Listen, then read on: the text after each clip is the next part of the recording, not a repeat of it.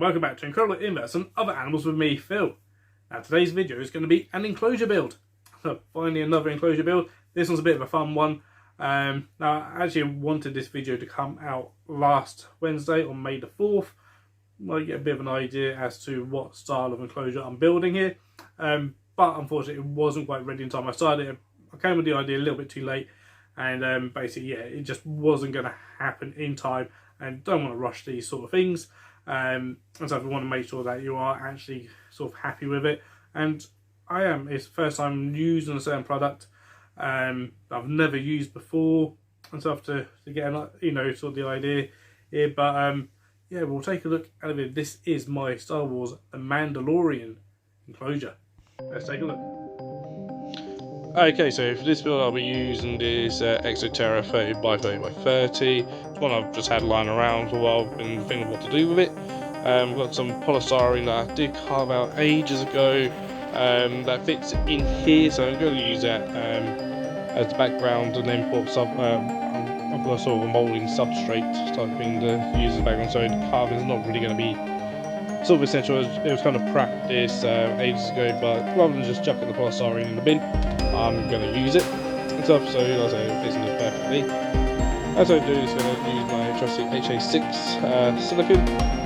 So doing this outside, so from fuel and stuff, and obviously, and then don't get all the fumes. There's also plenty of silicone going on, stuff, and press down firmly. And then basically do this for the back and two sides with it. As you can see, pretty much use almost the whole tube. Filters I was using, perhaps a little bit too much, but mine's better sometimes use more than less. So get it all in, all blended nicely. As you can see, I did sort of do a bit of this method. I had a sort of correct a little bit doing this, and even got a bit of silicone on the side there, as you can see. But this is when it was all cured, so after 24 hours there was no fumes, and that was the result. And this is what I'm going to be using as background, so it's Exoterra Stone Desert. Never used this stuff before, but as you should well up in square clay. So basically we mix up all batches of it with water, and so just pressing it into the polystyrene and trying to mould, some way sort of try and mould it a little bit. So it's stony, sandy, plus sort of clay based stuff for it, mixed with water, and then when it dries out it's going to start. So yeah, it's been nice with that. But I've never used this kind of thing before, so it is the first time giving it a go. I got this just from local pet shop, not too far from me. I've chosen this over aesthetic because it came in various sizes and also different colours. So this is the Mandalorian colour, which I prefer to look at. They also do like the red out black colour, which is something similar to like aesthetic, and they do like a greyish one as well. I might end up giving like a grey one, perhaps go for a more kind of tropical, like cave looking sort of setup maybe. Sort of thing for work, so I can see how that goes. But yeah, so just absolutely layering this on, trying to get in all the nooks and crannies of the polystyrene. So I'll do all three sides basically. So yeah, the back and then the two sides as well, and then around the top. Just trying to basically get absolutely everywhere with the stuff. I do end up using the entire bag, which is I believe it was a 5 kilo bag of it, so 5 kilos of substrate went into this just on the background, which you have to take into account when doing this sort of thing, obviously adding the weight into enclosure, especially when using heavy substrates. With them, when it comes to the actual substrate I use for them, kind of leads me to what sort of substrate I use. I don't make it sort of too heavy for my shelves. So there's something that they need to really think about when doing these sorts of builds. As for the side, I'll just carefully building up the layers of it. So I'm adjusting the consistency of the substrate as I went along. Like sometimes I wanted a bit more liquidy, sometimes I wanted a bit, you know, a bit more solid and stuff, depending on what I was going for. I did find, also just using my bare hand, that I need to keep cleaning my hands every now and then because, you know, new substrate going to stick to them. So I thought this would be easier than just wearing gloves. I found this probably easier. No, but I did find, yeah, as substrate built up on my fingers, it was then actually difficult to get them to stick to the polystyrene. They would choose to stick to my fingers more. So I did have to start sort of, yeah, give my hands a quick wash every now and then, just a quick wipe off, and then sort of carry on, sort of thing. But once it's all made on, you need to basically let it dry. And it did take a few days, so longer than I thought it would. It take 2 days to dry. And then this is also in the enclosure, so it's going to be Mandalorian build. I've been wanting to do Mandalorian for ages. I've had these toys for absolute ages, being about, you know, do a Mandalorian build, and finally got around to doing it. So this is basically going to super release to the rocks. Just with some super gel. It's absolutely safe for animals, it's safe for prairie, so it's there. So starting off with Mando, I'm just going from some gel, just on his feet a little bit, but they are a little bit ridged, so I wasn't sure at first whether, you know,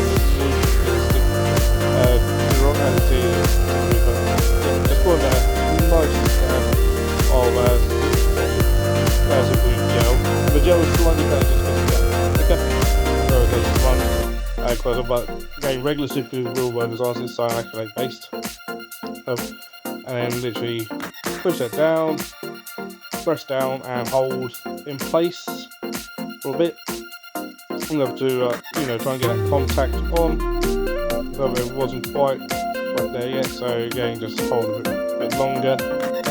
And then what I'll do is actually I'll go round with some super glue, just want some dabs around the edges of the thing, and go onto the rock. So there's definitely, you know, hopefully multiple contact points. It doesn't need to be super strong, you know. What I'm going to be putting in the enclosure is not necessarily going to, you know, hopefully won't knock it over. The idea is putting it onto this sort of rock is just to weight it down, so that it's, you know, it's not sort of too easy to be knocked over, basically. So just getting main sure it's in position, so holding down. So again, that one is secure for 24 hours at least, before putting in the safe. And then got to do the same with the Rogu. So aim it up, got the idea of how I want it. Again, just nicely loaded on super gel. So slightly, you know, more than you're going to need. I'll leave back on the super everywhere. And again, just position that on the wall, and then hold in place. So, especially with this one, you want to really hold in place until it's not going to move. And then this is the result. So these are now firmly stuck on. So here's the enclosure. So a few days later, once it had completely dried out and was nice and solid, you can see it actually cracks quite nicely in a sort of natural looking way, which is nice. You want some cracks in there. So now substrate wise, I'm using the Koya with some sand in it as well. So yeah, again, you know, the Koya obviously does not add too much weight to it. Very basic, but I wanted some sand there just to, you know, add some texture, add some textures in there. So just a big cloud of sand in there. This sand that I got from MK Exotics. And build this up, fill up and try to slope it towards the back to create a sense of depth. And mixing it in as we sort of go along, so I'm just getting an idea for how it looks. So we want enough there if someone wants to borrow, can borrow a little bit. So go up pretty much to the front door, to just below the front ventilation. on this at the front and then sloped up towards the back. Get in decor, so Mando just vary that a little bit. So get Grogu in again, partially vary that as well. So they're at the back. Not good because anywhere else would actually take up perhaps too much room. So get Hyde in there, but and create the scenario so you can burrow it underneath that. Little wall bowl. And then got some fake clothing, so I've got these hobbycraft. So there's 5 for like 150, 2,000, something like that. I thought, oh yeah, they look pretty good. Then add some more sand around, added interest and texture. And then some natural decor goes in as well. So again, actually from hobbycraft, and some seed pods and stuff. I thought was quite nice. These are sort of fairly spiky ones. I was like, density. If they're spiky. I'll fill up the water bowl and set up ready for some captions to go in. So this is what basically it looks like. So yeah, first I'm using this type of substrate for the background. And, I really like it. I think it looks very good. There are some bits that I take it, some bits a bit better. That's all part of it. You always get better as you go on. With it, some bits, some areas is a tiny bit thin and stuff, but that is what it is. It should last a long time. And here's Inhabitant, so it's going to be one of my bracket fauna on Mori. So this one needed a new home for some time. I mean, what it was in was okay, but I had technically broken the tank. I had cracked the glass on one bit just from me being a klutz. So it was also a very kind of odd shaped enclosure. Wasn't one it came with the furniture. The custom built one that came with it, but it was very kind of long and narrow and stuff. So don't go in here. So as you see, wasn't too happy about being fucked up. This one, it never normally flicks. So this is the first time I've ever had this one kind of flick at me. But obviously it was a bit stressed for me to it up, and I never normally cup it up. Everything the only interaction they really do is filling up water and feeding it and doing the occasional clean. So it's not used to being sort of handled around or anything like that. So just try and gently prod it just enough to get it moving. And then every time it makes it just for a bit. Of course it does stress it out a little bit doing this. Look, the reason doing it like this way is purely because this ball wouldn't fit in here long term. One thing you can do is if you can fit the old enclosure or catch up or whatever in the enclosure it's going into, just leave them and let them come out at their own time, and that's actually arguably better for the inhabitant of the spider, because it can just it's quite a stressful on the spider, but unfortunately this wouldn't fit in here to do that. I did need to just try and coax it out, but again you just want to do this really, really gently. Eventually she does turn around. So I'm actually going to go a really bad camera angle. But as you see there, she's starting to turn around now. And then she does come out nice and calmly. And as she stands, sort of gently if I hope that's the direction she wants to go, hopefully will be down.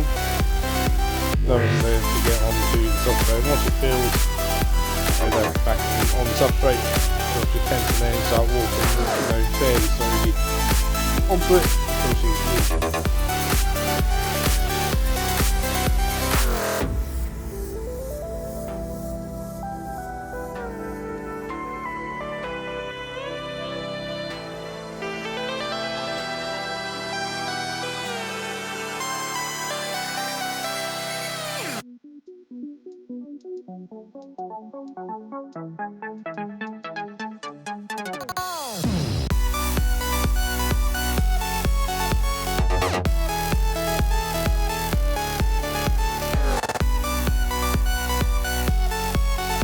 and she's in with another hairpin. But she doesn't seem to look super funny. Absolutely lovely guys, really absolutely stunning. And here's a closer look should settle down a little bit. So space washer's actually got very similar sort of size space as what she had before. So, but rather than being long and narrow, it's now obviously kind of more square in size. So, and she's now been in it a few days, so since filmed this, and it's doing absolutely fine in this. Okay, so that was my Mandalorian Tarantula Enclosure build. What do you guys think? Look, basically, I absolutely love the Mandalorian series. I love Star Wars in general. As this is my first ever Star Wars build that I've done. So that's why I wanted it to come out last week, but it just wasn't going to happen, and that's fine. So I'll get it out for this week instead. So it did take a few days for the background to dry. I didn't know how long it was going to take to dry out. I've never used the product before, but yeah, it's now all solid. So hopefully it will last at least a few years. Hopefully, so if we get a few years out of it, I'll be happy. So, but yeah, what do you guys think? Again, yeah, I really like how this one's come out. Most of it's actually fairly simple. So, popped some fake, just some fake foliage, and I actually got that from Hobbycraft and stuff, and some actual the natural pods actually they came from Hobbycraft as well. So I thought that would look quite nice in there. So, but that's the build. So if you did like this video, please do give it a thumbs up. Pop some comments down below. And if you haven't yet, please do consider subscribing to the channel and hit that bell for notifications, because this is the way. So, well, until next time, guys, take care, stay safe, and keep rocking.